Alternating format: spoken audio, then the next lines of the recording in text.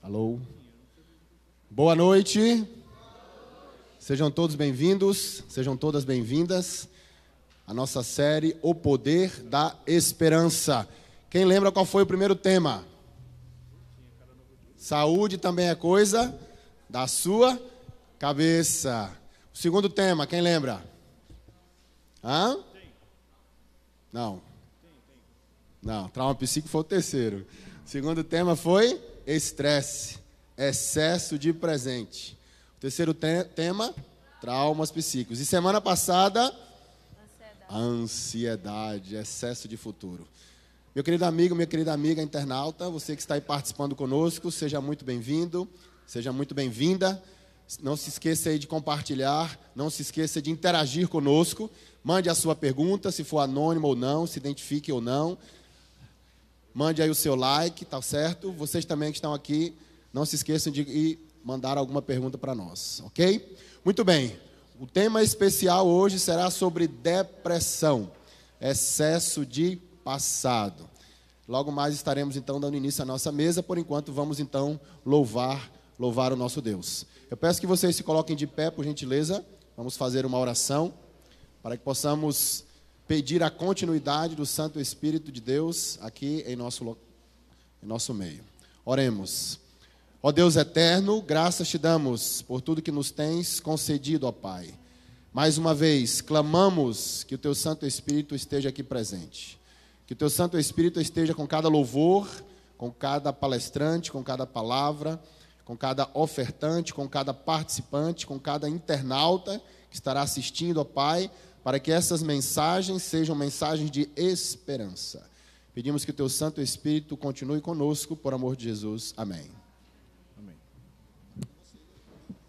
Eu falei de conta que eu canto, né? Só para fazer um H aqui.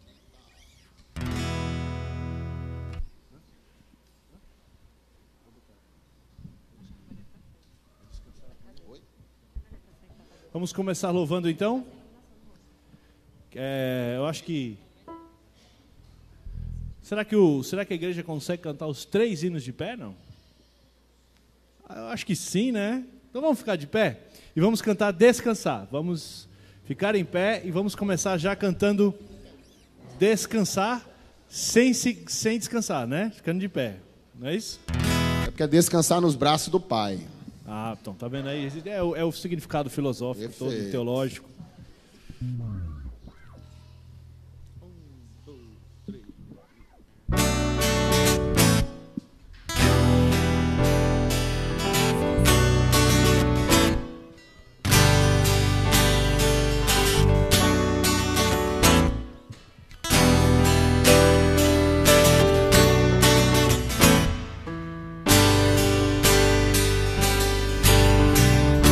Não quero viver pensando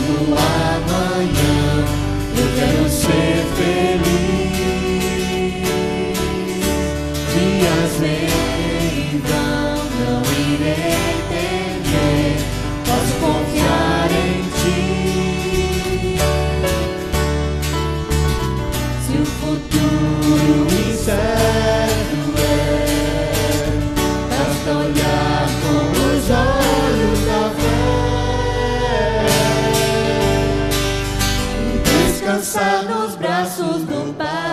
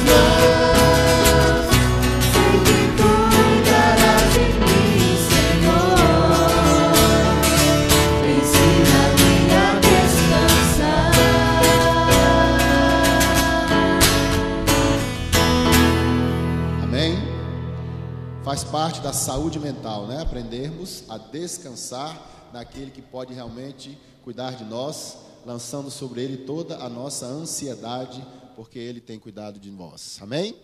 Qual o próximo louvor aí, alemão? Cada novo dia. Opa, muito bem. Só por hoje, né? Cada novo dia, um dia de cada vez. Léo, você coloca um pouquinho mais de baixo pra gente, nos retornos principalmente?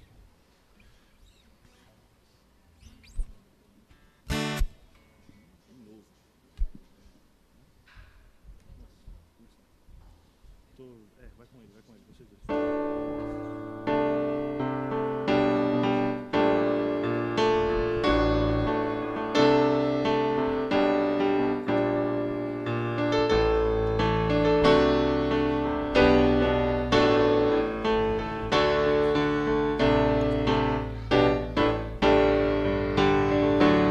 Acordar e sentir o calor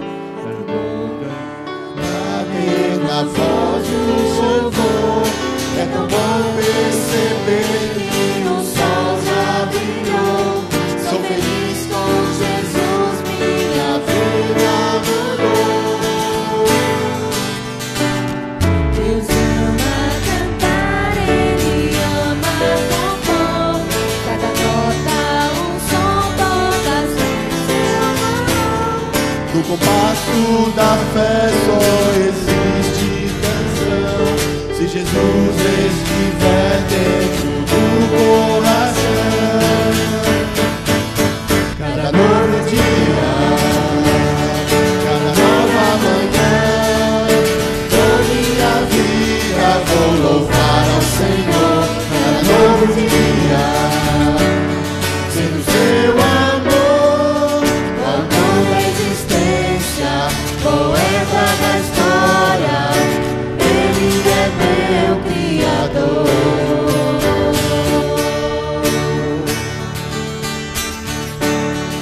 Espaço na ausência de som, se sua voz silencia, não perca o tom.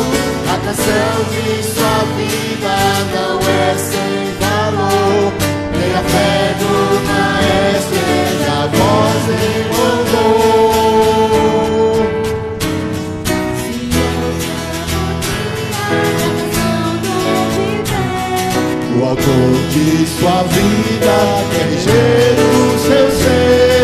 nas horas de dor não precisa chorar. É Jesus quem nos guia, é só confiar. Cada noite um dia, cada manhã, com minha vida vou louvar ao Senhor. Cada noite dia, sinto seu amor, o autor da existência, poeta da história. Ele é meu Criador, autor da existência, poeta da história. Ele é meu Criador, Ele é meu Criador.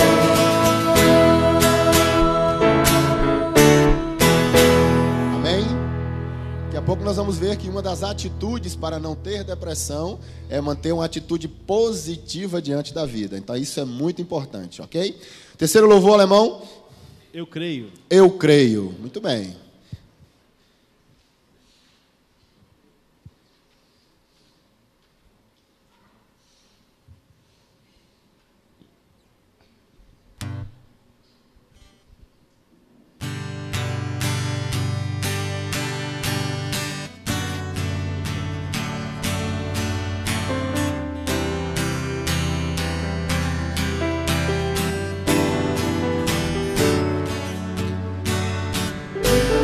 E penso no meu coração, arde um desejo forte de pregar, de contar pra todo mundo o que eu descobri, a verdade que encontrei, o Deus que eu conheci, a mensagem que eu tenho recebido, por herança através de gerações, homens e mulheres que soltaram a palavra, pegaram suas vezes sem temer a espada, e essas verdades não vão calar, com minha vida vou anunciar.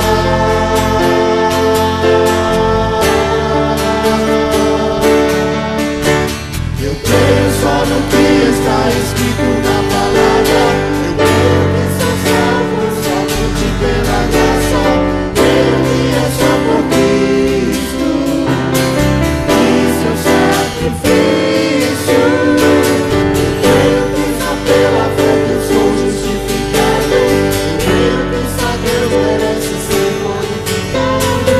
Creio com minha mente e coração, com mesmo amor naquela geração.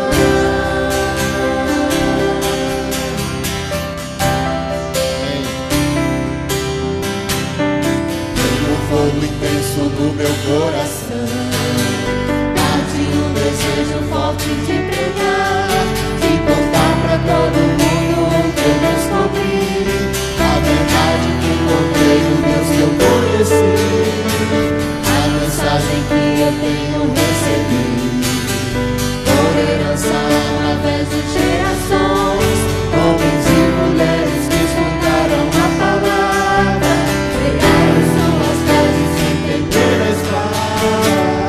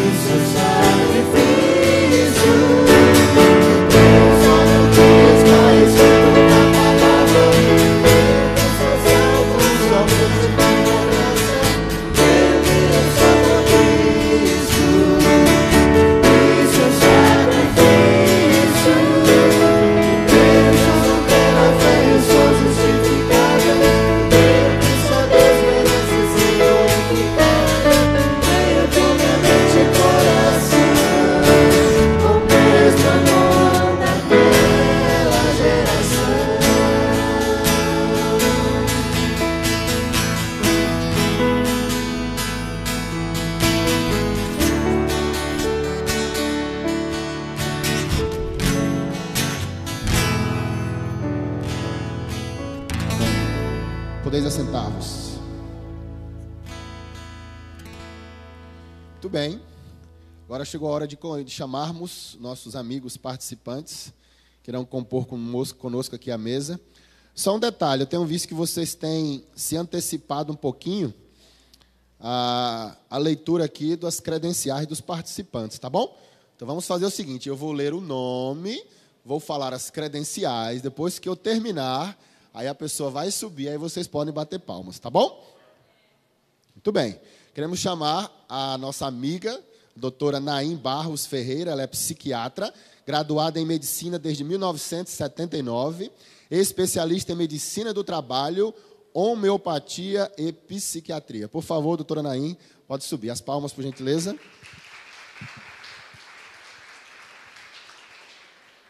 Bem-vinda. Muito bem.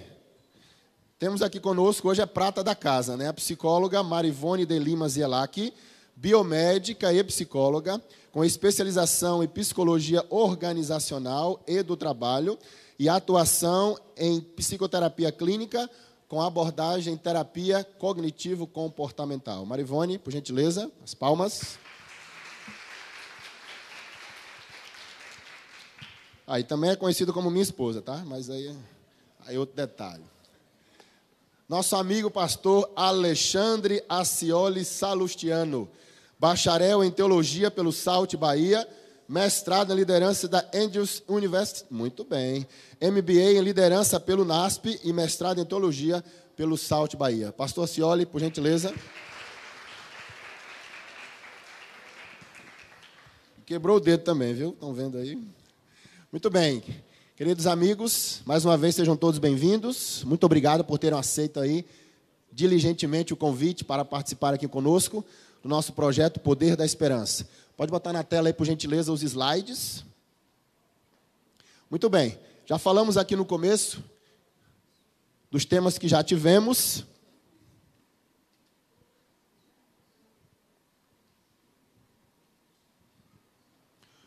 Ok, seja muito bem-vindo. O tema de hoje é depressão, excesso de passado. Na próxima semana, dia 1º de julho, pode passar por gentileza. Cadê o passador? Me dê aí o passador que fica mais fácil. Acabei esquecendo de pegar. Okay? Vocês ficam com muita coisa para fazer aí atrás. Ao vivo é assim mesmo, tá? Acontece as coisas na hora. Obrigado aí, alemão. Muito bem, aí fica mais fácil que eu vou passando daqui. Ok? Só botar o mouse em cima aí, tá certo? Para facilitar. Próxima semana, então, será escravo dos vícios. Você sabe o que é ser dependente de alguma coisa? A nova classificação saiu, né? Essa semana, a CID-11, já colocou ali, viu, Thierry? A galera viciada em redes sociais, viciada em jogos de computador, etc. Tem gente... Não, eu falei com o Thierry porque é meu amigo, porque é um cara atualizado. Não quer dizer que ele seja viciado, de forma nenhuma. É um amigo de jogar basquete no domingo, por isso que eu falei, né, Thierry? Você sabe que é a minha maneira de brincar. Então, assim, às vezes a gente fala assim, fulano é viciado, é dependente, só lembra das drogas, mas hoje em dia, dependência também de celular, dependência de joguinhos, ok? Semana que vem, tá bom? Próximo domingo, escravo dos vícios. Não está passando aí, coloca o mouse em cima aí, por favor, por gentileza. Sentimento de culpa, dia 8 de julho, e terminando essa série, final da Copa, com Brasil ou sem Brasil na final. Pelo que eu vi hoje, vai dar Colômbia, hein? Colômbia jogou, hein? Mas tudo bem. Estaremos aqui no dia 15 de julho, terminando essa série, Dicas do Fabricante e o Poder da Esperança. Querido amigo, faça planos para estar aqui conosco. Você, meu querido amigo, minha querida amiga internauta, dê o seu joinha, dê o seu like, compartilhe, faça suas perguntas. Nós estaremos aqui no final respondendo-as, tá bom? Sem mais delongas, tá passando não, galera, estão tirando o mouse aí direto. Por gentileza, me ajudem aí. Muito bem. Doutora Naim, começar com a senhora. Como, então, identificar alguém que tem depressão? Boa noite a todos. Boa noite. Eu quero, em primeiro lugar, agradecer a Dr. Wilson pelo convite que me foi feito. E é um prazer e uma honra estar aqui com vocês, conversando um pouco sobre a depressão. E longe de querer esgotar esse assunto, que é muito intenso e impactante, nós vamos seguir o pequeno roteiro, como o Dr. Wilson passou para a gente. Então, como identificar uma pessoa com depressão? O paciente deprimido, geralmente ele apresenta uma tristeza intensa, duradoura, né? Uma perturbação do pensamento, do comportamento e do funcionamento psicológico.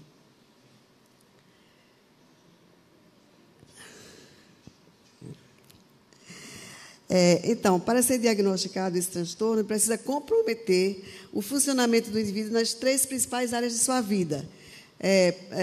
Nas 3 principais, não, nas principais áreas da vida. Por exemplo, trabalho, família, escola e amigos. Ele vai apresentar esse estado de depressão nessas áreas mais importantes da vida.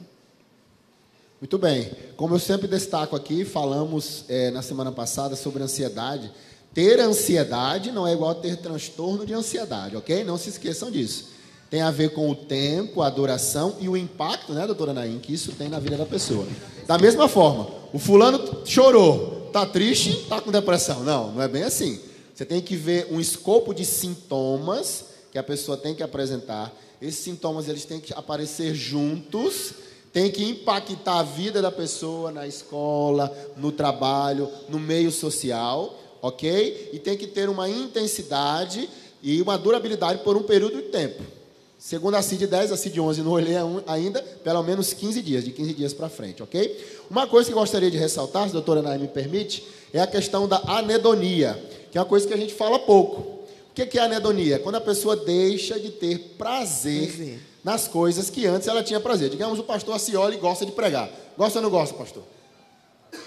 É inerente à sua profissão. Imagina que ele fica triste, além de ficar triste, perde o prazer de pregar. Perde o prazer de pregar. Quer dizer, isso já é anedonia, que é um sintoma muito comum da depressão e muito importante, e muitas vezes as pessoas não prestam atenção. Outra coisa que eu gostaria de chamar a atenção na depressão são os sintomas cognitivos, doutora Naim, né? É muito comum. A falta de concentração. Falta de concentração, né? Porque a gente chama de bradipsiquismo. Há uma diminuição de todo o psique da pessoa. A velocidade, é como se fosse um computador, galera da mídia aí, é como se fosse um computador que a memória RAM dele está o quê? Está prejudicada. Então o raciocínio fica lento, a voz fica mais devagar. Tem paciente que diz assim, doutor, até para me levantar da cadeira dá trabalho. Por quê? Porque há toda uma lentificação da psicomotricidade, além do pensamento ficar devagar, tá? E nos casos mais graves, né, doutora Naim, existe também os sintomas psicóticos, né? Não sei se a senhora vai falar alguma coisa sobre isso. Sim. Eu coloquei bem arrumadinho aqui, porque como é a primeira vez que eu estou falando em público, então é meio... Então, está debutando assim, conosco. Como identificar alguém com depressão? A pessoa se sente tão profundamente afundada e apática que não vê motivo algum para se esforçar e sair da cama. Sem energia ou determinação, ela pode ficar indiferente e imóvel ao longo do dia, que muitas vezes a família considera como preguiça. Essa pessoa não quer fazer nada, só quer ficar na cama o dia inteiro, é preguiça, né?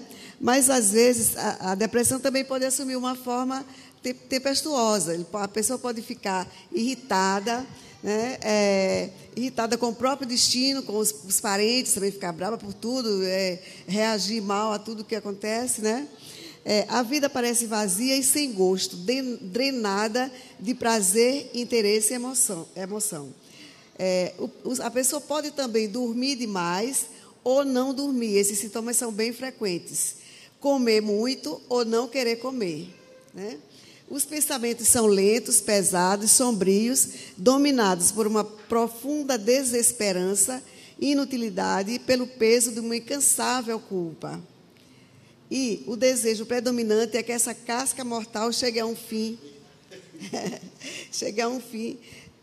rápido e decisivo, né?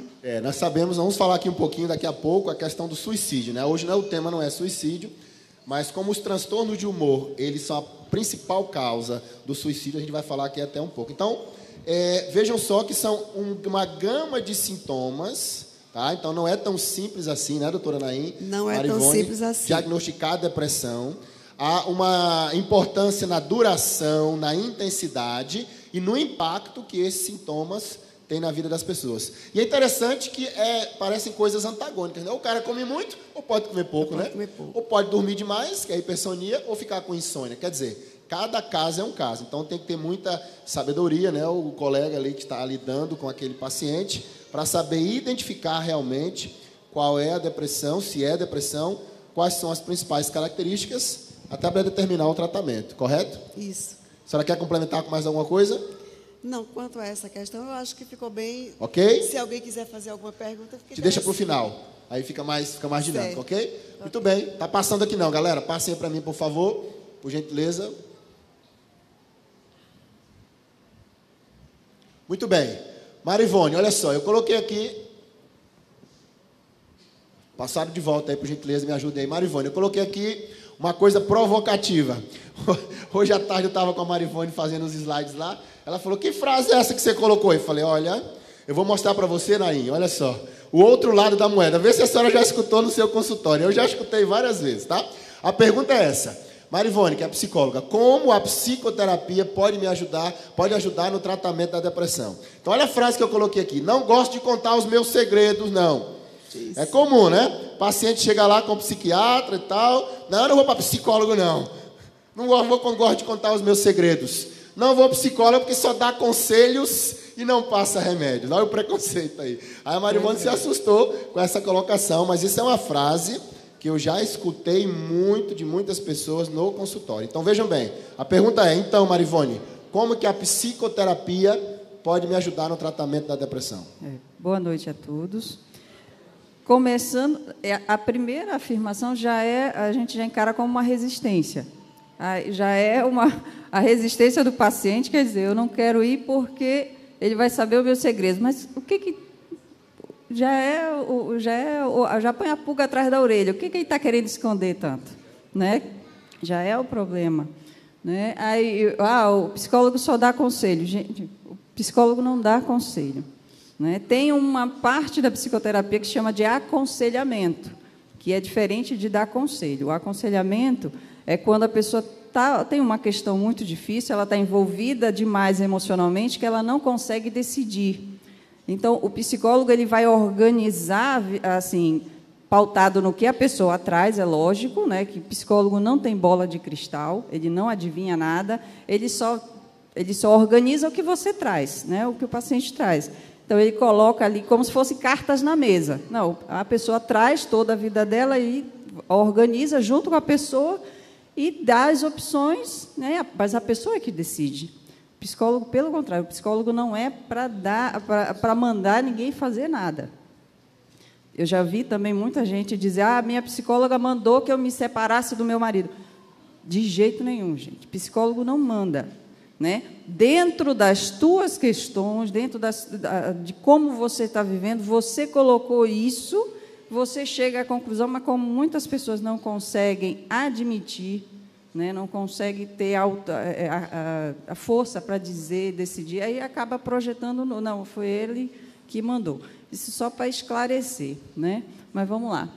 Todas as abordagens, eu vou falar no geral, todas as abordagens, porque são várias abordagens, tem psicanálise, tem cognitiva, tem gestalt, são várias. Então, a gente trabalha primeiro com o autoconhecimento, justamente saber o que a pessoa está escondendo, assim, por que ela não quer falar, qual é essa resistência, né? Mas para que ela se conheça.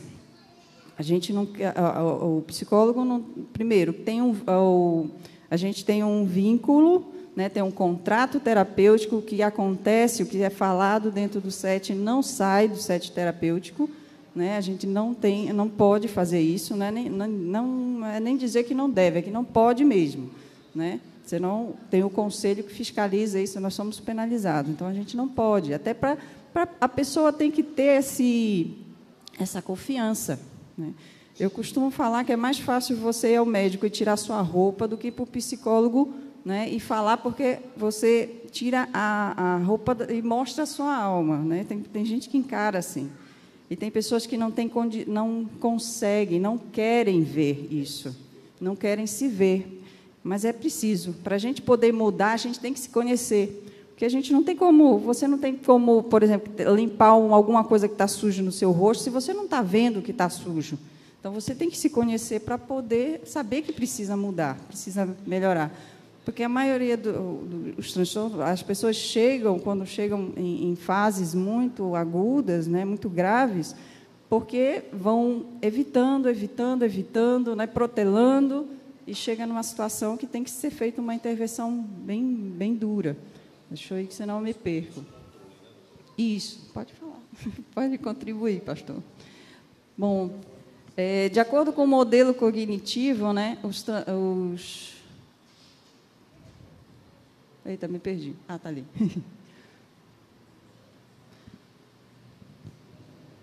Bom, a TCC, nós trabalhamos mudando, fazendo com que a pessoa enxergue de uma forma real. Porque as pessoas que estão principalmente com depressão, elas enxergam, ela tem uma visão deturpada. É como se o óculos, né, no caso, vou dar esse exemplo porque eu uso o óculos, é como se ela tivesse com um óculos de cinza, escuro, um óculos escuro dentro do ambiente fechado. Ela enxerga tudo assim. Então, ela foca nas coisas negativas, nas situações negativas. Ela tem uma percepção seletiva só para o negativo. E isso impede com que ela viva, né? E isso está muito ligado ao passado, às situações acontecidas. Eu vou falar mais na frente a questão do perdão, né? Do perdão próprio. A pessoa tem algumas questões que ela não consegue se perdoar, né? Passa, por favor, isso. A doutora Naim quer falar e o pastor também. Aí à vontade. Falar. Uma coisa interessante que os pacientes falam para a gente é que, como ele já está deprimido, ele já não gosta de falar muito, já não quer falar, já é um problema para falar, né? É. Aí, quando a gente encaminha para o psicólogo, aí ele diz, mas eu vou falar o quê? Eu já falei tudo aqui, eu não quero mais falar. Digo, mas vá, às vezes não precisa nem você falar. Só o psicólogo olhar para você, ele já vai perceber, já vai lhe dar algumas orientações e já vai melhorar o seu tratamento, já vai facilitar, já vai ajudar bastante no tratamento medicamentoso. Então, é importante isso. E o tratamento psicológico, psiquiátrico, ele é diferente. Você não... Eu costumo dizer que não tem como tratar só o indivíduo, porque a gente precisa orientar a família toda, todas aquelas pessoas próximas, porque todo mundo é afetado. E aquelas pessoas que também vão dar suporte para o indivíduo, né? Mas até a doutora Naim, a gente estava conversando, que ela é pediatra também, né? E ela colocou isso, as crianças, a gente via, né, que as crianças eram adoecidas pela família. Eu fui pediatra, deixei de ser porque eu percebi que as famílias que adoeciam as crianças. Pois é. Então, o sistema familiar está com problema, não é só uma pessoa. Então, a gente tem que dar esse suporte, dar essa orientação, para que também essa pessoa venha ajudar. Então, é uma ajuda mútua, não é só uma pessoa. Não é só, vá você que está com problema. Não, o problema está ali, porque tem muitas pessoas que têm problemas de relacionamento, né? São dificuldades de relacionamento, questões pessoais também, mas questões relacionais. Eu percebo, doutora, que o papel do psicólogo, então, trocando em uma linguagem muito simples, seria basicamente ajudar a pessoa a identificar aquilo que a faz adoecer. Ajudá-la a identificar isso e montar uma estratégia de ação em cima dessas coisas que as fazem adoecer. Isso. Porque algumas vezes as pessoas elas perdem o controle mesmo. Não conseguem montar mais uma rotina, não conseguem mais vibrar com coisas que são boas, de fato, como a senhora falou, né? Só tem uma percepção para as coisas negativas. Exatamente. E eu percebo essa necessidade. E nós temos culturalmente, não sei se a nível internacional, mas pelo menos a nível do Brasil, existe um preconceito muito grande com esse profissional. Preconceito que geralmente não há com outras áreas. Por exemplo, o camarada, ele é exposto a um vírus, o corpo dele não tem mais a capacidade de reagir e precisa de uma intervenção medicamentosa, uma intervenção de um profissional, de uma terapia. Todo mundo aceita que para curar aquele vírus precisa de uma ajuda profissional e até medicamentosa. Mas quando a pessoa ela perde o controle da reação, da sua psique, dos seus pensamentos, como dizer assim, dos seus demônios, né? Usa-se essa expressão, né? Os seus demônios. As pessoas, elas acham que não podem, porque seria um demérito a capacidade dela de lidar com a vida. Segura aí, que a própria pergunta é sua. Desde depressão a pecado? Segura aí, rapaz. Já. Então, veja o valor que existe de alguém quando a gente perde o controle de reação diante de um vírus, diante de um agente externo, a gente procura ajuda. Perdi a capacidade de reagir diante das minhas emoções. Eu não posso ter ajuda de ninguém. Isso parece ser a ação do diabo. A ação do diabo não é que você adoeça. A ação do diabo parece que é para você não procurar a ajuda do profissional. Entende? Porque todo dom perfeito, diz o apóstolo Tiago, ele provém do Pai das luzes. Então, médicos e medicina e psiquiatra e um psicólogo, gente, é um dom de Deus também. Então, algumas pessoas têm essa noção equivocada, né, que buscar seria depreciar até a própria capacidade divina de ajudar. Ora, Deus usa médicos para nos ajudar. Isso, muito bem. Quer falar? Ou desculpe. Eu queria só colocar a questão do excesso de passado, está exatamente aí, não é? A pessoa vai acumulando todas aquelas experiências, às vezes que não são tão boas, não vai resolvendo, vai ficando tudo lá, né? Acumulando o excesso de passado, até chegar na depressão, quando ela não pode mais, não tem mais reação. São questões, a gente fala que é uma tríade, é uma visão negativa de si, uma visão negativa do outro e uma visão negativa do mundo, né? Então, ela para todo lugar que ela olha, ela vê catástrofe, ela vê coisas ruins. Então, isso vai, e como a doutora falou, é uma coisa que vem de muito tempo, né? Algumas pessoas criticam, né? Eu já vi colegas psicanalistas dizem, mas a TCC não trabalha o passado. Eu digo, não, a gente trabalha de uma forma diferente, né? Eu costumo dizer para os meus pacientes, olha, que nós somos como um computador que quando você chega, né, quando você nasce, está ali só o básico. E você vai colocando outros programas, vai alimentando, né, aquelas com dados, né, informações, e depois você vai resgatar. Que, no caso, são as experiências. Exatamente. Da vida, né, doutora? E se você foi feita uma programação errada, né, você tem que primeiro conhecer, voltar ali. Você não precisa refazer toda a programação, você precisa saber exatamente onde está o problema. Então, a TCC a gente trabalha muito focal, a gente retoma só o que é necessário. Uma situação que foi traumática, uma situação que você não conseguiu organizar, não conseguiu resolver, mas que deixou, tipo assim, embaixo do tapete, né? Como a doutora falou, vai acumulando. A TCC, nós trabalhamos com a reestruturação cognitiva. Eu coloquei essa imagem porque ela explica bem a historinha, né? Minha vida é tão difícil, as pessoas me excluem, me ignoram. Essa é a percepção que ela tem. Aí veio um rapaz e diz, bom dia, como vai? Ela pula para trás, né? Se esconde, né? Se afasta. Aí ela diz, minha vida é tão difícil. Quer dizer, a vida dela é difícil? Não. Ela tornou difícil, ela se escondeu, as pessoas estão ali. Mas é uma característica também, a pessoa que tem depressão, ela se isola, né? A gente tem que prestar muita atenção. Mudou o humor, mudou o comportamento, né? Se isolou, se gostava de sair, não sai mais, se conversava na escola, né? Os jovens. A gente não pode dizer que é só o adulto que tem depressão. Não, crianças têm depressão, né? Crianças pequenas, questões de separação, né? As dificuldades no lar. Tem um teórico, Dr. Spitz, que ele fez uma pesquisa com bebês em orfanatos, em lares, e ele viu que bebês que eram cuidados, mas que não eram bem acalentados, não se criou um vínculo, eles desenvolviam uma síndrome, uma melancolia grande, que muitos vinham até a óbito. Ok, é muita coisa para falar, precisamos avançar um pouquinho. Então, pastor Alexandre, ter depressão é pecado? Vamos lá.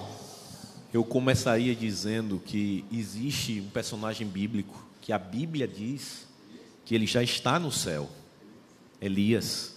Elias, queridos, é um dos personagens do Antigo Testamento mais notáveis. Moisés, Davi, Salomão, Elias, são personagens assim bem notáveis da história do Antigo Testamento. E a Bíblia deixa claro, e eu fiz questão aqui de separar o capítulo do livro de 1 Reis, o capítulo 19, em que você vê nitidamente um processo depressivo na vida desse profeta.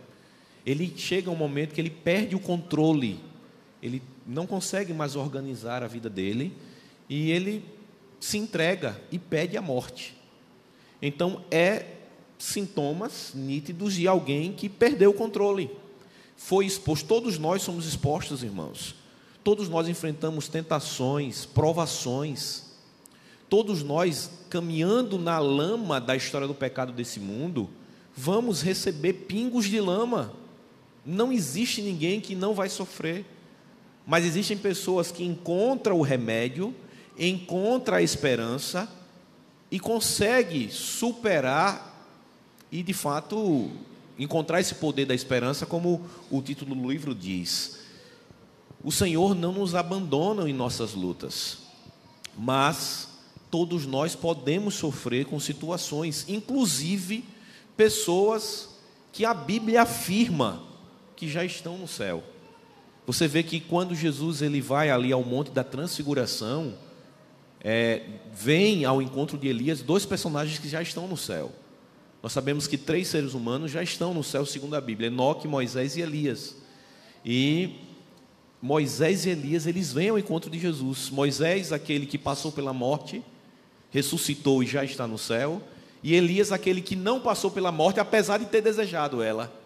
Olha que interessante.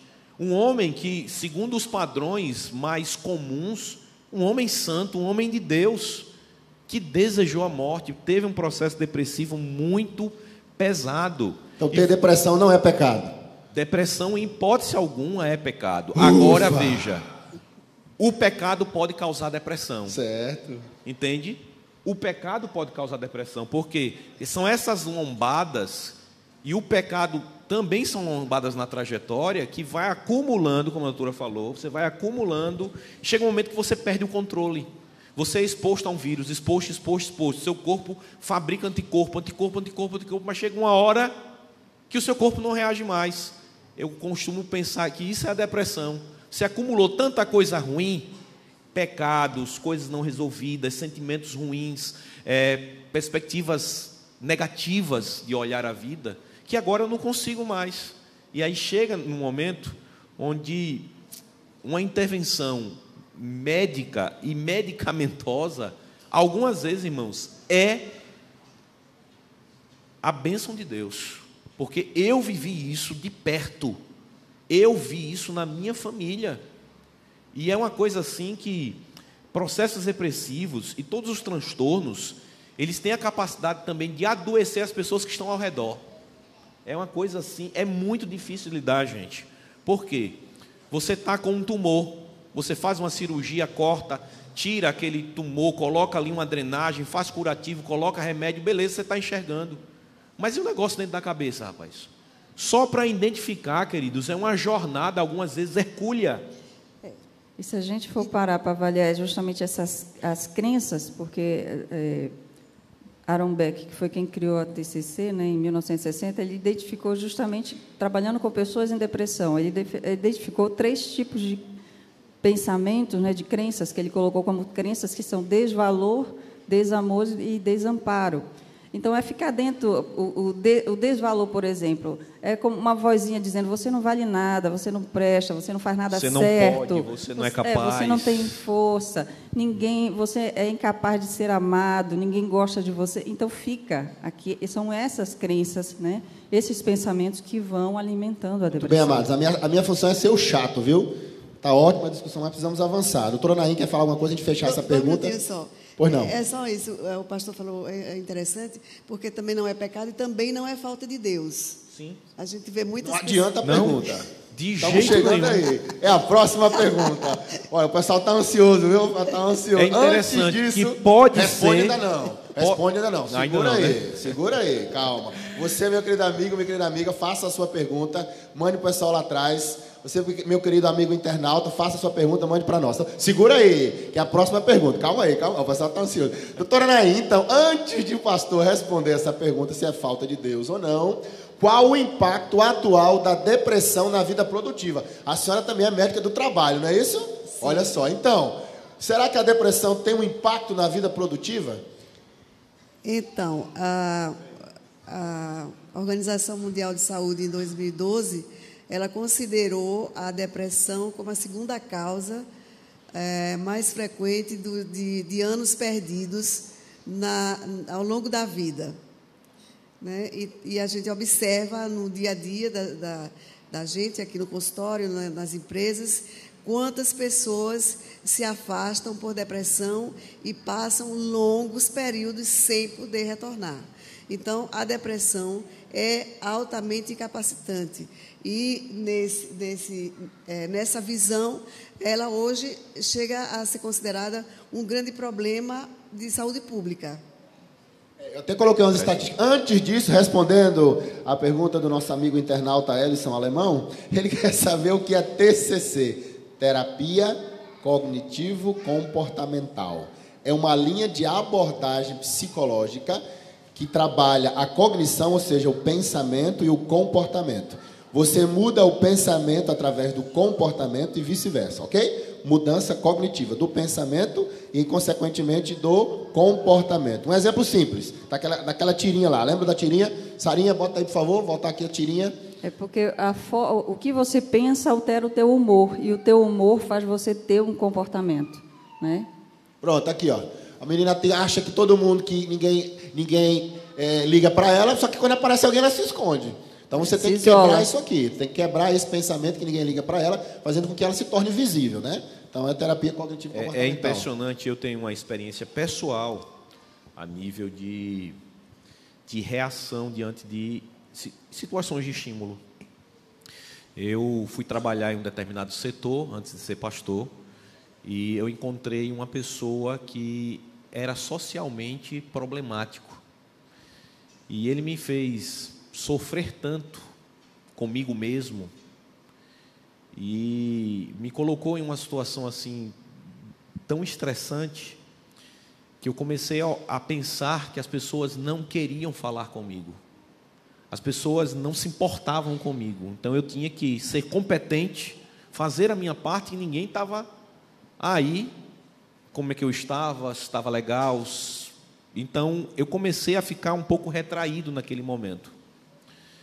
E eu comecei a sentir falta das pessoas falarem comigo. E aí eu cruzava pelas pessoas e começava agora a passar direto, não dar mais um bom dia, porque aquele estímulo me fez ter um pensamento, esse pensamento se transformou em uma prática e agora eu estava retroalimentando o que eu não queria. No fundo eu não queria, mas eu estava retroalimentando. Eu disse, peraí, que é isso? Eu vou dar bom dia às pessoas, eu vou falar com as pessoas. Se elas não quiserem falar comigo, tudo bem. Mas eu não vou retroalimentar isso. Como a senhora falou, né? Pensamentos que geram prática, que interferem no humor e vira uma bola de neve e o camarada vai ali. Cria uma emoção negativa, gerando tristeza, raiva. E ela tem um comportamento, ou se isolar, né, ou se afastar.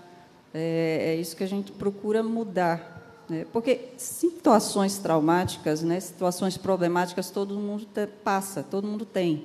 Agora, a questão é o que você vai fazer com isso para a sua vida. Né? Como é que você vai lidar, se você vai encarar isso com uma dificuldade e vai, como diz, vai ver uma pedra, vai sentar nela e vai ficar chorando, ou vai usar isso para transpor, né, como motivação para superar. Parece-me, doutores, que a gente precisa tomar as rédeas dos nossos pensamentos. Exatamente. Sim, só que isso precisa de ajuda. A questão é que muitas vezes, na maioria das vezes, as pessoas não conseguem só. Primeiro que elas acham que não tem problema. Falamos aqui, que é difícil a pessoa achar que está passando por um problema. Segundo, é difícil a família também achar que ela não está com preguiça, que ela não está com frescura. Não, isso aí não é depressão, não. Enfim, e depois de tudo isso, ela precisa de ajuda também. Toda Anaí, a senhora quer falar, né? Pois não? Não. Perdão. Então vamos avançar, o papo está muito bom. Eu coloquei aqui algumas estatísticas, vocês me permitam aqui, doutora Anaí, rapidinho. Ó. A depressão é pouco diagnosticada pelo médico não psiquiatra, o não psiquiatra. Em torno de 50%. Veja só, o paciente procura um médico, fala lá os sintomas, e o cara que não é psiquiatra não sabe que está com depressão. Aí passou batido, não encaminhou, não passou nenhum estalopramzinho da vida, e aí ficou complicado. Muito bem, olha só. 3 a 11% da população geral tem depressão. As mulheres é um pouco mais do que os homens, tá bom? Um pouco mais do que os homens. 20% dos idosos, ó, você que tem cabelos brancos aí, preste atenção, é muito mais comum, quase o dobro do que nos idosos. 33% após infarto agudo do miocárdio. Não é alemão? O alemão lida com muito coração, não é? Olha só, 33%. E 47% dos pacientes com câncer têm depressão. Não é fácil não, olha só. É muito prevalente a depressão. A doutora Anaí já falou aqui da questão do impacto no trabalho. 2020 já é a segunda causa, mas já está atualmente já na segunda? Então já avançou, né? Nós estamos em 2018, eu tinha pesquisado se era 2020. Já está na segunda causa, né? De absenteísmo, de falta ao trabalho, ok? Muito bem. 2 ou mais vezes frequentes em mulheres, 15 a 25%, é crônico e recorrente, ou seja, tem um episódio, tem outro, se torna crônico. 80% das pessoas apresentarão o segundo episódio, em média 4 episódios, e 12% não ficam bom. Que é outra pergunta, vou ter que tomar remédio o resto da minha vida? Olha só, não é fácil, mas é uma possibilidade, tá bom? Pastor Alexandre, então, agora sim, agora é hora de responder aquela pergunta que eu mandei o senhor segurar. Eu vou deixar o meu tratamento, só vou confiar em Deus e vou orar. E aí, tá certo ou tá errado? Vamos lá. Primeiro, depressão não é causada por ausência de Deus, mas também pode ser causada por ausência de Deus. Um dos fatores pode ser a falta de Deus na sua vida, a falta dos valores bíblicos, e vai acumulando uma série de cargas e de tropeços e de procedimentos. É um marido que abandonou Deus, aí consequentemente adulterou, abandonou a esposa, fez os filhos sofrerem, né? É uma pessoa que se coloca em uma situação de transgressão da lei de Deus, que a lei de Deus ela tenta nos proteger, ela é para nos proteger. Então pode acontecer de uma depressão ter como um dos fatores a ausência de Deus, mas necessariamente nem toda depressão é a ausência de Deus. Você pode estar cheio de Deus, uma experiência profunda, impactante e repleta, e você passar pelo episódio de depressão. Haja vista a história que eu contei. No capítulo 19 de 1 Reis, você vê um profeta, irmãos, que havia passado por uma das experiências mais fortes de toda a Bíblia. Ele chega para o rei Acabe e diz: olha, Acabe, não vai chover na terra durante 3 anos e meio. Imagine, irmãos, uma seca de 3 anos e meio. O Nordeste passou um período de irregularidade nas chuvas de 2013 para cá, e veja quanto sofrimento houve. Não houve ausência total. Lá em Israel houve ausência de chuva. E ali naquele momento, reúne-se os profetas de Baal, ali naquela região do Monte Carmelo, que é até o episódio do Armagedon, Monte de Megido. Então, o Monte de Megido é o Monte Carmelo. Ali naquele momento, então, é feito um desafio. Elias propõe um desafio. Se o Deus verdadeiro for Baal, vamos fazer aqui um altar, vamos colocar um sacrifício em cima. Se Baal fizer fogo descer do céu, ele é o profeta verdadeiro. E eles clamaram, irmãos, boa parte do dia, se cortaram, fizeram rituais assim bem pagãos, certo? Para tentar fazer com que Baal respondesse. Baal não respondeu. Quando Elias se prostrou e orou, Deus enviou fogo do céu, consumiu até a pedra. Amém. Naquele momento, você tem, né, uma experiência muito forte. Os profetas de Baal, eles são exterminados. Elias ora a Deus, Deus envia a chuva, uma chuva tão torrencial, que o cocheiro que ia guiando a carruagem de Acabe, ele não conseguia encontrar o caminho. Elias vai correndo na frente da carruagem, guiando o rei até a sua residência.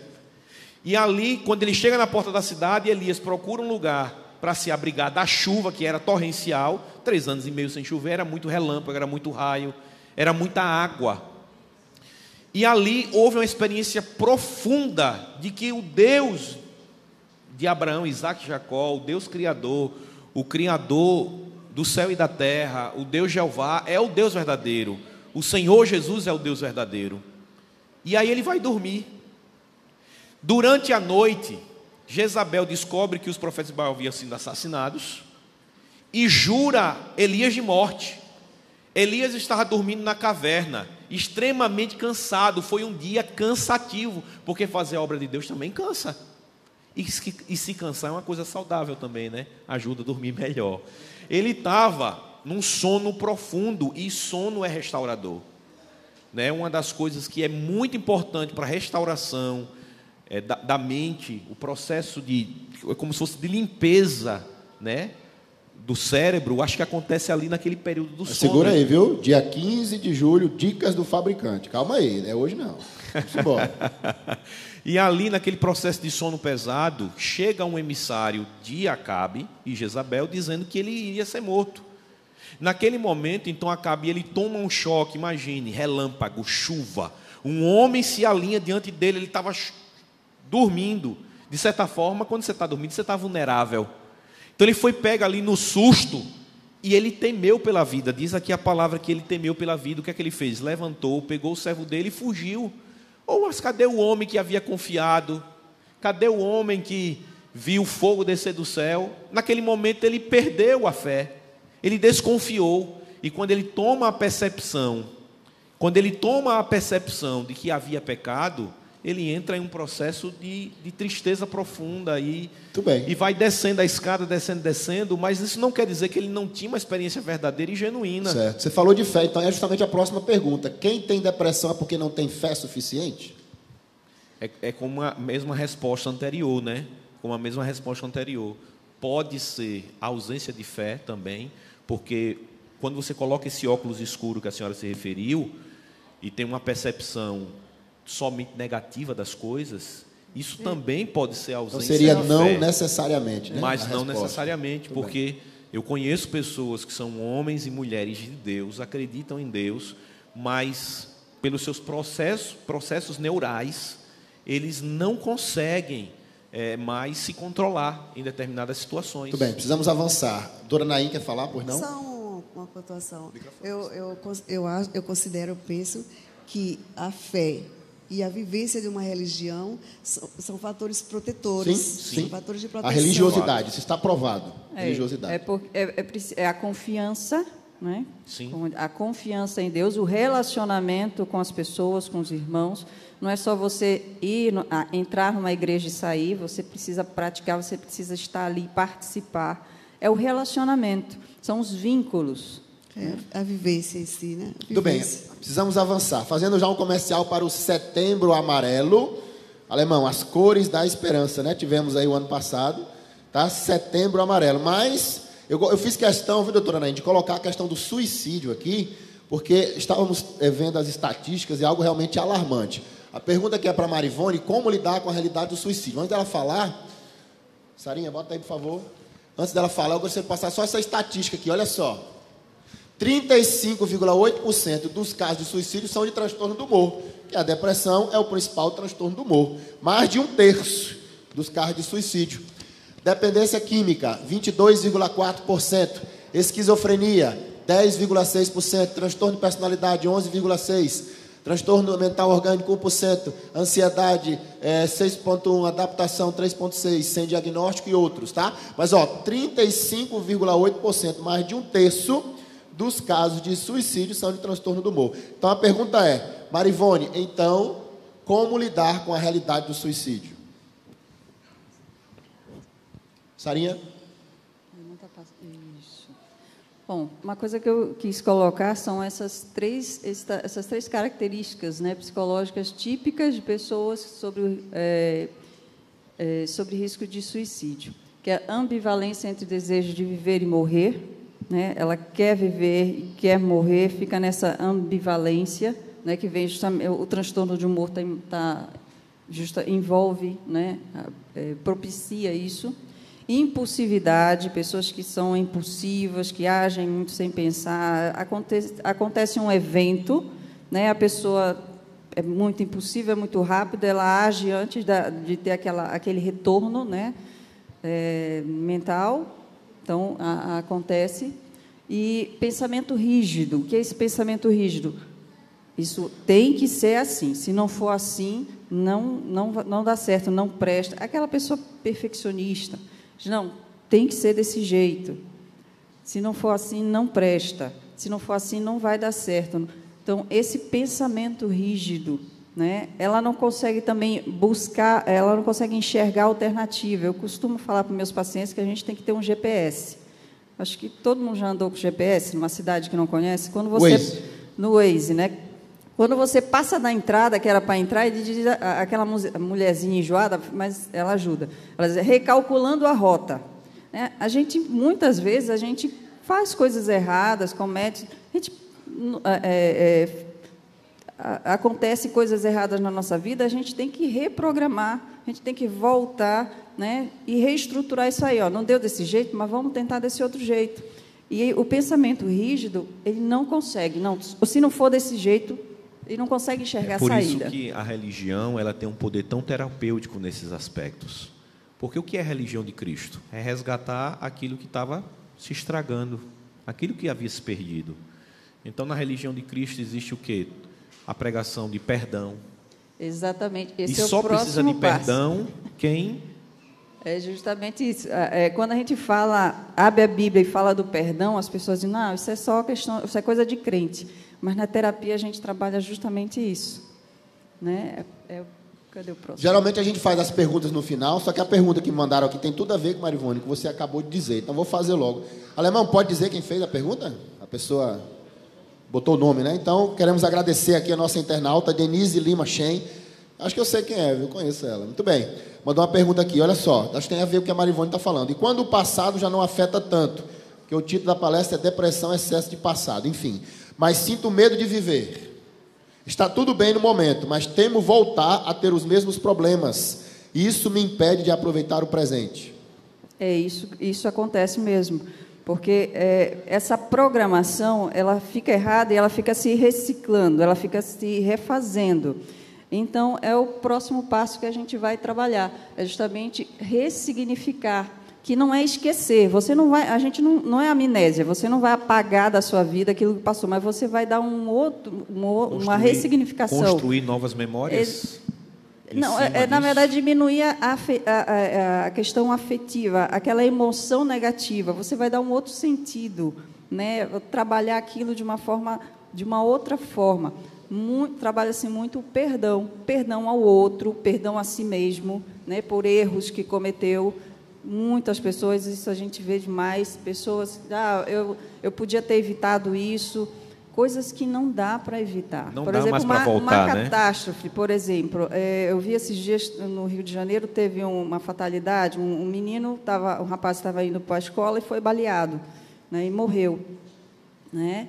É uma fatalidade. Às vezes, muitos pais, mães dizem, eu podia ter evitado. Como? A gente está suscetível. Se você saiu da rua, você levantou da cama, você já está correndo um risco. Então, a gente não tem como. A gente tem que aceitar o que dá para a gente fazer. O que não dá... Deixa eu só colocar em palavras mais práticas. Não muda o acontecimento. Você muda o impacto que ele tem, o sentimento que aquilo provoca, e você prepara a pessoa para avançar. É isso que a psicoterapia faz. Se ela ficar assim, chega até determinado ponto, aí leva uma rasteira e volta para cá. Pronto. Parece aquele joguinho de Ludo, né? Que chega outro bonequinho, bate em cima, vou você dar um exemplo volta aqui, lá um exemplo simples. Para o começo. Um exemplo simples, o garotão está namorando, né? Aí leva um fora e tal, fica na fossa, para baixo, mal e tal, meio que depressivo, beleza, chega a entrar em depressão. Aí ele vai fazer uma psicoterapia, faz um tratamento, próximo fora que ele levar, vai estar mais bem preparado, psicologicamente, porque ele aprendeu que aquilo não é o fim do mundo. Ele pode viver aquela mesma realidade, mesma situação, com pensamentos mais positivos e com sentimentos menos nocivos, tá? É mais ou menos isso aí. Muito bem, Marivone frisou bastante, perdão, aceitação e não resistência, tá? E terminando aqui, Marivone, você quiser falar sobre isso? Sim, outra forma de trabalhar é fortalecer os vínculos, né?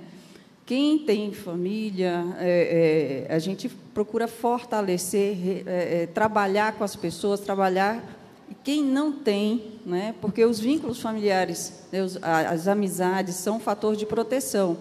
Por exemplo, o Wilson falou que as mulheres são acometidas 4 vezes mais do que homens. Não, 2? 2 vezes mais do que homens. Só que elas têm um fator... Mulheres com filhos pequenos, os filhos são um fator de proteção. E já teve casos, não comigo, mas com um colega, que o paciente deixou de se matar por causa da terapeuta, né? Pelo vínculo. Não, eu sabia que você ia ficar muito chateada, ia ficar muito mal, e eu deixei, né? Então, a pessoa desistiu por causa do vínculo terapêutico, né? Então, homens, né, que não são casados, não têm família, passou dos 50 anos, tem uma propensão maior, né? Muito bem. Aí entra o aspecto de missão, né? Sim. Ou seja, nós podemos dar significados à vida das pessoas. E você sabe que as pessoas podem ter significados deturpados, significados que não são os verdadeiros. E a missão bíblica é isso, é levar essa esperança para as pessoas. Você pode ser esse psicólogo aí que foi o motivo da pessoa não se matar. O vínculo, né? Já pensou? Muito bem, precisamos avançar e vamos para a última Não sei pergunta. se, doutor, Pois não? em alguns filmes, em alguns, sei lá, alguma ilustração, a gente já viu alguém chegando para uma pessoa que está ali prestes a pular, eles não pulem não. E muitas vezes a pessoa só queria alguém para chegar perto dela e dizer, não pule não, você é especial. E a pessoa não pula. É um clamor por ressignificação, por atenção, de fato. Muito bem, aproveitando que você está com a palavra, então vamos para a última pergunta, que é sua. Como Deus, então, esse não está errado aqui, pode me ajudar na depressão? Como Deus pode me ajudar na depressão? De forma extremamente poderosa, queridos. Primeiro, nós somos criados por Ele. Então, se eu creio já daí, se eu já creio na criação, então o Senhor sabe como eu funciono. Segundo, o mal não tem origem em Deus, no sentido prático da coisa. Ou seja, Deus não colocou o homem na situação de pecado, na situação de consequências do pecado e o último grande drama da humanidade, que é o salário do pecado, a morte. Deus não nos colocou nessa situação. E o Senhor, ao contrário, Ele fez tudo para resolver todos esses problemas que o pecado trouxe. Ele veio, Ele nasceu, Ele sofreu, Ele morreu, Ele ressuscitou e vive para interceder por nós. Como é que Deus não pode nos ajudar nesse aspecto? Mas com certeza, veja, o Senhor Jesus, Ele chega para pessoas que estavam sofrendo por suas escolhas erradas e etc. Ele diz assim, vinde a mim, todos que estáis cansados e sobrecarregados, e eu vos aliviarei. Jesus, Ele quer dar novo significado à nossa vida, quer ressignificar a nossa existência. Jesus, Ele coloca pessoas. Olha como é que Jesus tratou Elias, rapaz, de uma forma muito interessante. Sabe o que aconteceu? Quando Elias pede a morte ali debaixo do zimbro, ele começou a dormir. Um anjo veio, acordou Elias e colocou pão e água. Elias, coma. Elias comeu e voltou a dormir. Deus deixou ele voltar a dormir. Por quê? Porque o sono faz parte do processo também terapêutico, né? Dia 15. Dicas do fabricante. Estamos chegando. E aí você vê ali Deus agindo na necessidade do indivíduo. Para outras pessoas, o Senhor simplesmente chegou e disse, tem de bom ânimo, eu venci o mundo. Para outro, o Senhor teve que mandar pão e água e deixar dormir. E depois mandou fazer exercício físico. Deus mandou Elias caminhar 40 dias, olha, exercício físico, alimentação, presença. Rapaz, Deus envia um anjo. Para o dia 15, viu? Os pastores estão meio dizendo que está com a agenda cheia. É tremendo a terapia, né? Já, a terapia que Deus aplica ali a Elias de forma personalizada. Então veja que o tratamento, parece-me, doutores, vocês podem me corrigir, mas parece que o tratamento não é o mesmo para todo mundo. Com certeza. Cada um a gente pode... quebra a cabeça, meu amigo, não é fácil não. Até acertar na medicação, até acertar no processo de ressignificação dos pensamentos, cada etc. pessoa é uma pessoa, tem a sua origem, umas foi na infância, outras foi por isso, outro foi por aquilo, então a gente tem que organizar. Precisamos terminar, está ótimo. Temos uma última pergunta. Alemão, pode falar o nome da pessoa aqui? Ela não pediu sigilo, né? Queremos agradecer a nossa internauta Andréa Oliveira, tá? Vamos terminar então com essa pergunta, já que o auditório entendeu tudo, não é isso? Quando ninguém faz pergunta é porque entenderam tudo, né? Graças a Deus. Estamos muito felizes porque eles entenderam tudo, ninguém fez pergunta. Então, Andréa Oliveira, via Facebook, é isso, Alemão? Faz a pergunta: como perdoar alguém que já morreu? E quando em vida nunca buscou o seu perdão? Acho que a Marivone e o pastor aí vão... A gente tem técnicas para fazer isso, mas a gente faz realmente. Por isso que eu trabalho com meus pacientes, eu digo, quando tem uma questão de perdão, eu digo, se a pessoa está viva, eu digo, olha, vamos resolver logo. Porque quando morre, dá para fazer, é mais difícil, mas dá. É uma questão sua, né? A gente utiliza cartas, você escreve cartas para aquela pessoa, né? A gente vai dar uma outra forma, a questão da significação, tem técnica de cadeira vazia, então há técnicas para lidar com isso, mas a gente tem como fazer. Agora, a mesma técnica é diferente de pessoa para pessoa. Muito bem. É Pastor? interessante, porque o perdão, gente, ele não precisa necessariamente que a pessoa peça para você dar. Perdão é uma coisa que você decide dar ou não dar. Exatamente. A pessoa não precisa a pessoa às vezes pedir. a pessoa não, se ela não quiser, se ela não aceitar, não, eu não quero teu perdão, o problema é teu. Às vezes eu já te perdoei, né? Exatamente. Porque o efeito é em nós. Você guardar a mágoa, você guardar a raiva, é um veneno que você está tomando esperando o outro morrer. Muito bem.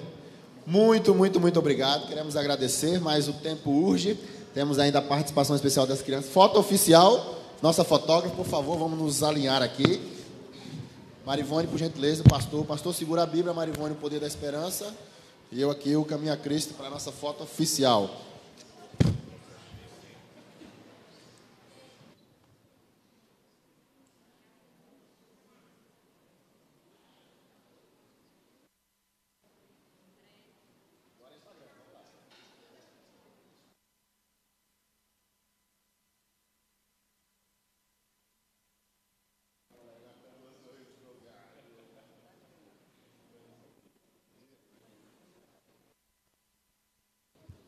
Muito obrigado pela paciência de vocês, nossos amigos aqui convidados, muito obrigado. Doutora Naim, uma lembrança, deu também o poder da esperança para ela, Marivone, que eu não tive oportunidade de dar, ok? Posso fazer uma oração pela congregação? Pode, o pastor quer mudar então a rotina? Então, por favor, à vontade. Vamos fechar os nossos olhos, vamos falar com Deus, vamos agradecê-lo por esse momento tão especial para a igreja de Mangabeiras e para todos os internautas também, né? Você poderia ficar em pé, onde você está? Feche seus olhos, abra o seu coração, vamos fazer uma oração. Senhor, obrigado pelo teu amor, que supera todos os nossos dramas, defeitos, pecados, os nossos demônios, Senhor. Obrigado porque o Senhor nos amou de forma incondicional e veio a este mundo e voltará para nos buscar. Ensina-nos, Senhor, a confiar em Ti. Ensina-nos, Senhor, a ouvir a Tua voz. E que o Senhor abençoe cada um aqui em suas lutas, em seus dramas, e nos guarde a todos para a grande vitória que há em Cristo Jesus em sua volta. Continue abençoando essa igreja, os anciãos dessa igreja, cada membro, cada líder, o pastor Valmir, Senhor, continue fazendo dele um instrumento poderoso em tuas mãos. E que o Senhor abençoe essa série, que continue trazendo o poder da esperança para todos aqueles que acessarem, virem, em nome de Jesus. Amém e amém. Próximo domingo, Sarinha, bota aí por gentileza. Próximo domingo, não perca. Escravo dos vícios, ok? Muito obrigado.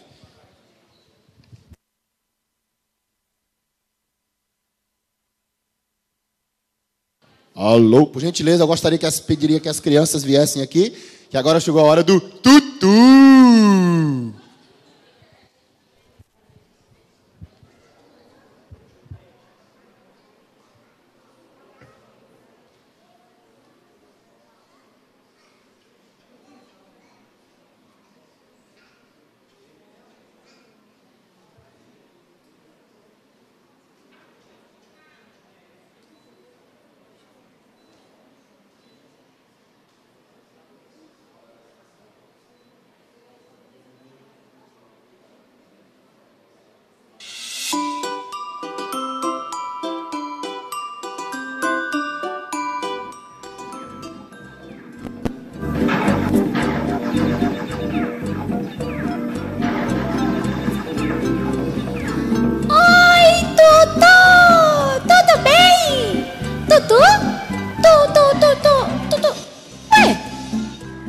ouvindo, não? Ah, eu vou embora, então. Oi, Tutu. Tudo bem? Vamos ali jogar uma bola. Eu vou ser o Coutinho e você o Neymar. Tutu? Alô? Tutu? Oxi, tá surdo, é? Quer saber? Eu vou embora. Vou jogar com outra pessoa. A Copa do Mundo é nossa. Lá, lá, lá, lá. Lá, lá, lá, lá. Oi, Tutu, tudo bem? Nossa, você viu aquele jogo do Brasil? Fiquei tão nervosa. Mas quando saiu aquele gol... Tutu? Ué, ele não tá ouvindo, é? Peraí, que eu vou resolver isso já. 1, 2, 3. Tutu! Nossa, gente, o que é isso? Que susto! Claro, né, Tutu? A gente veio aqui te ver e você nem deu bola pra gente. Isso mesmo. Se não fosse a Gigi chamar a gente pra virmos todas juntas, você nem teria percebido a gente aqui. Nossa, gente, me desculpem. Afinal, o que você tá fazendo aí, hein? Por que não ouviu a gente? Eu tava aqui jogando videogame ultimamente. Essa é a única coisa que eu consigo fazer direito. Nossa, Tutu, por que esse desânimo? Você não torceu pelo Brasil, Zil, no último jogo? Foi demais! Ah, gente, eu ando muito cansado. Nem fiquei animado para torcer pela seleção. Como assim cansado? Cadê aquele menino animado, hein? Pois é, gente. Eu ando estudando muito. Aí tem um monte de provas da escola que eu não estou indo muito bem. Por mais que eu estude, acabo indo mal nas notas. Então, quando não estou estudando, eu assisto televisão, fico jogando meu videogame. E mesmo assim, ainda fico cansado. Que coisa, hein, Tutu? Crianças, o que vocês acham? Será que a gente pode ajudar o Tutu? Hein? Ele está precisando da nossa ajuda. Vamos ajudar? Vamos. Sim, vamos. Isso mesmo, crianças. Vamos ajudar o Tutu. Olha, Tutu, estava aqui ouvindo você e lembrei de algo que pode te ajudar muito. Aliás, algo que pode ajudar a todos nós bastante. É mesmo? O quê? Isso. É o quê? Não aguento ficar mais assim. Tem mais um remédio natural que Deus nos deu que vai ajudar você, Tutu, a ficar supimpa de novo. Qual? É muito ruim? Amargo? Fedido? É muito caro? Poxa, se for caro, vou ter que quebrar o meu cofrinho para comprar. Quem sabe até vender meu videogame. Nada disso, Tutu. Deixa a Gigi contar. Isso mesmo. Conta pra gente, Gigi. Que remédio natural é esse, hein? É o exercício físico. Exercício físico? Ah, isso cansa demais. Eu ando muito cansado. Fiquei até cansado só de pensar. Nada disso, seu menino preguiçoso. Os exercícios físicos, feitos adequadamente, só ajudam a gente a melhorar nossa saúde. Deixam a gente mais esperto, ajudam a gente a aprender melhor na escola, o que deixa a gente mais animado e até mais bonito. Uau! Que massa, Gigi! Tive uma ideia, então! Bora ali na pracinha praticar alguns exercícios? Uhul! Vamos! Ah, gente, será que isso vai dar certo? Ah, acho que não. Não quero ir. Vou ficar jogando videogame. Pelo menos exercício meus dedos. Nada disso! Vamos! Tá bom. Vem brincar comigo, fazer exercício só faz bem.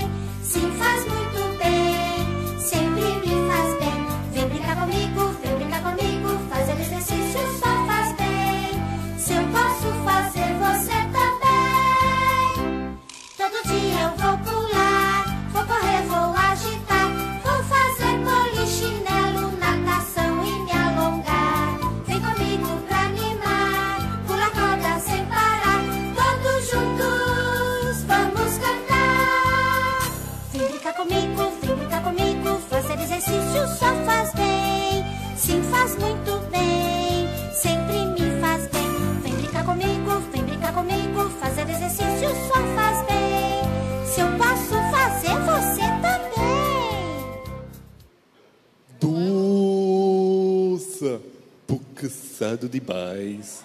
Mas gostei muito. Estou mais contente, mais animado. Preciso até outro garoto. Acho que agora posso até jogar melhor que o Neymar.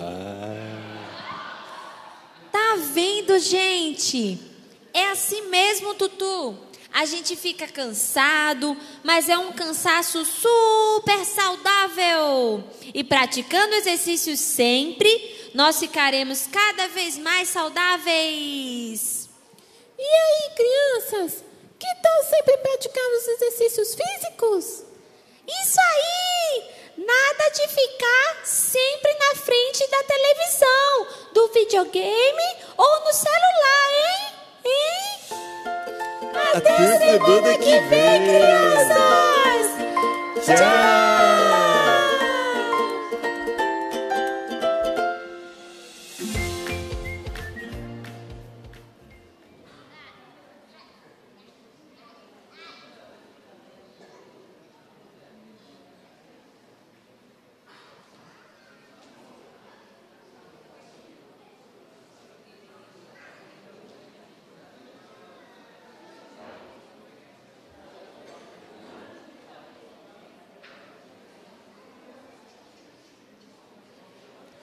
Nossa, legal a historinha, né? Muito bacana. Vamos continuar nossa participação nesse culto agora com... Esse é o momento do ofertório. É o momento em que nós podemos participar da adoração usando os recursos, devolvendo um pouco dos recursos que Deus nos dá. Vou convidar então os diáconos e diaconisas... Enquanto nós cantamos a música Restaura.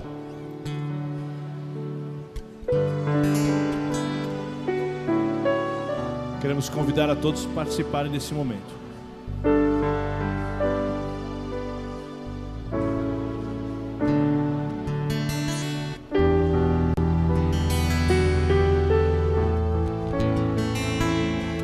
Restaura meu ser. Restaura meu viver, restaura minha desilusão, restaura meu quebrantado coração, restaura meus sonhos, restaura Senhor, restaura minha vida por completo, para que todos saibam que Tu és meu Deus, porque Teu é o poder e o louvor,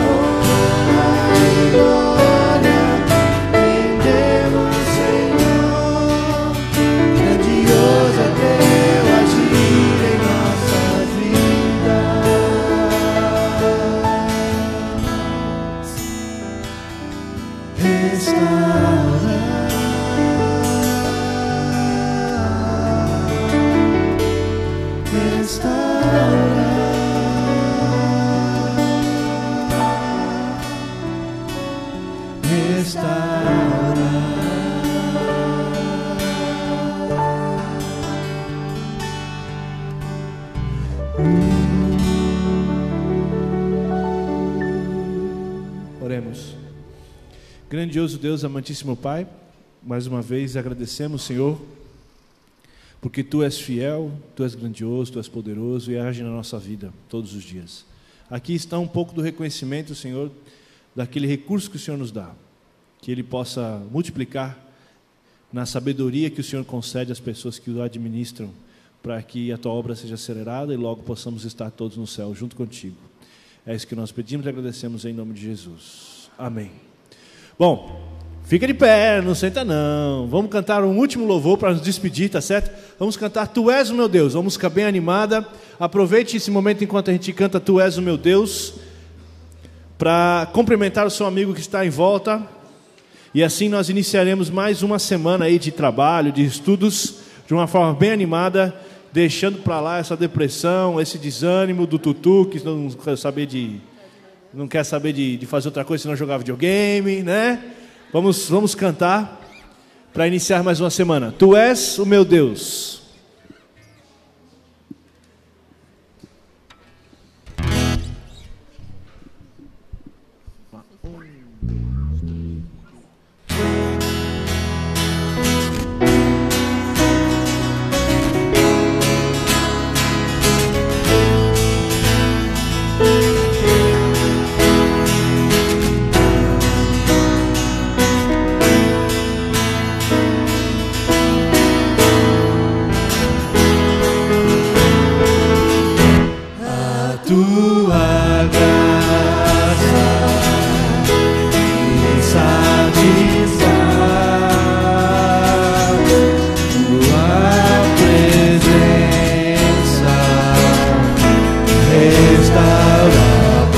Quero ouvir a igreja, só a igreja.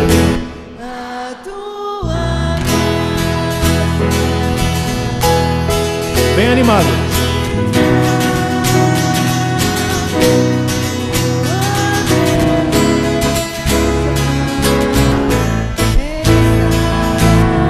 Todos. A tua força me sustenta, és meu refúgio na tormenta, por isso eu te louvo. Tu és o meu Deus, Rei dos reis, meu Senhor, Pai eterno, Deus amor, eu te exalto, eu me entrego em tuas mãos. Rei dos reis, Criador, honra igual a ti, por isso eu te louvo. Tu és o meu Deus.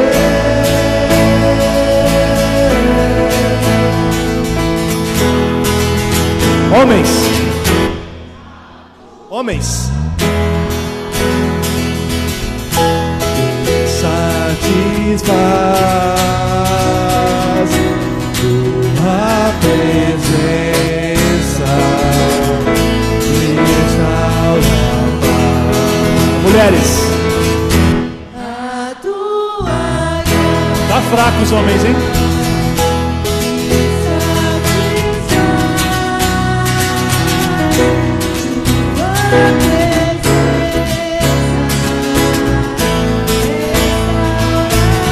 Todos. Tua força me sustenta, és meu refúgio na tormenta, por isso eu te louvo. Tu és o meu Deus, Rei dos reis, meu Senhor, Pai eterno, Deus amor, eu te exalto.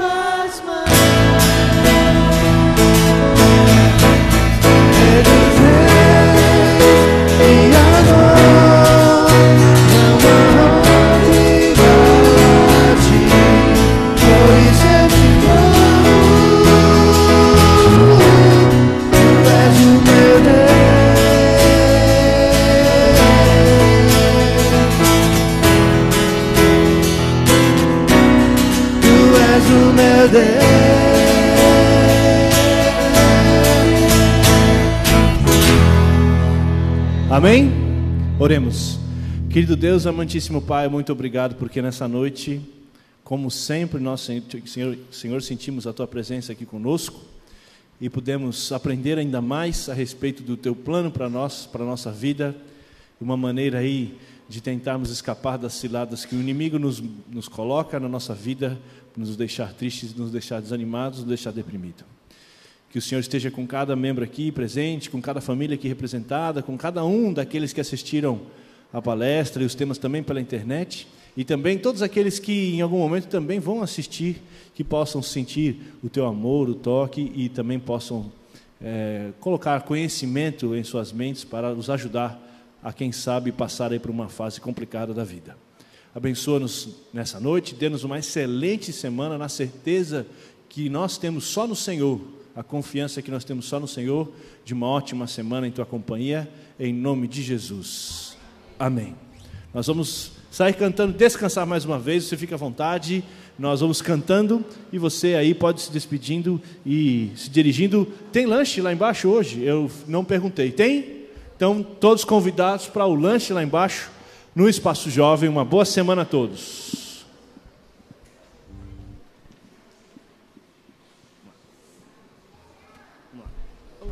Eu vou começar, tá? Tá. 1, 2, 3, 4.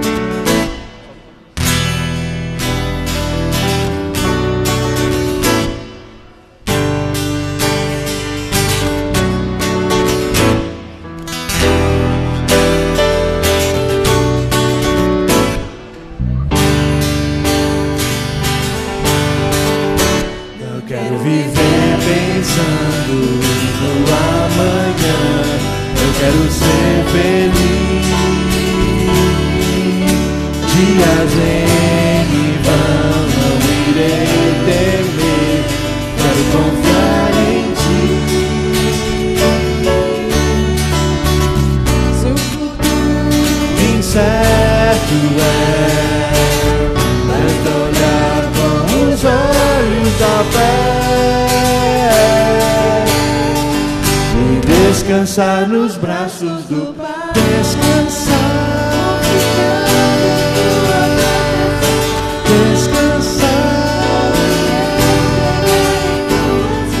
descansar. Sei que cuidarás de mim, Senhor.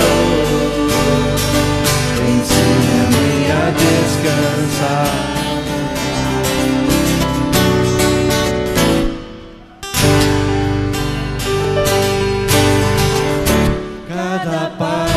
Que eu der, seja onde estiver, quero entregar a Ti cada decisão, poder pôr em Tuas mãos e esperar. Sei das aves Deus cuida, sei que tenho muito mais valor. Posso esperar e descansar nos braços